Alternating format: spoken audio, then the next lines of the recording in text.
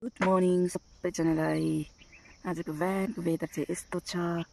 यहाँबाट चाहिँ घाम झुल्किनु आँटेको छ कि पर्खेको देख्छु कि देख्दिनँ। अस्ति त घाम झुल्किनै पाएन कि त्यही भएर यतातिर चाहिँ यस्तो छ।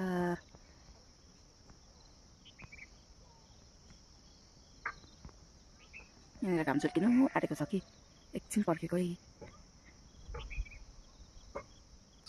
यहाँ हेर्नुहोस् अब चाहिँ झुल्किनै आँटेको छ है। पुरा रातो भइरहेको छ यो घाम झुल्किने ठाउँमा चाहिँ। यहाँ हेर्नुहोस् मैले चाहिँ घाम झुल्केको चाहिँ नि यत्रो वर्ष बादमा कति वर्ष बाद नदेखेको। आज चाहिँ बसेर झुल्केकै हेरिदिएको नि घाम टक्क झुल्क्यो।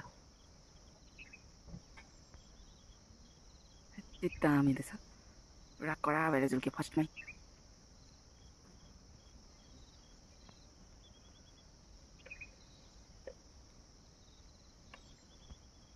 फुल झुल्केको देखाउँछु ल तपाईँलाई।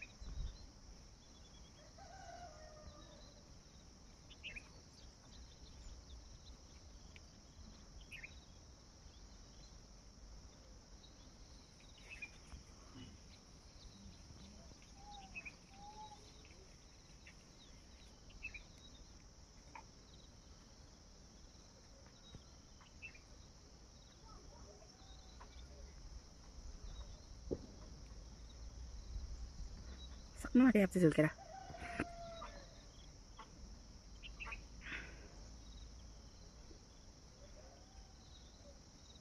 सक्नु आँट्यो टक्क झुल्केर अलिकति माथि पुगेको देखाउँछु ल। धन्न आज चाहिँ बादल छैन रहेछ नि। सधैँ त बादल भएर घामै नदेखेर टक्क झुल्किसक्यो। तर मेरो क्यामेराबाट चाहिँ पुरा छरिँदो रहेछ नि। त्यो दामी देखेर नि टक्क झुल्किसक्यो।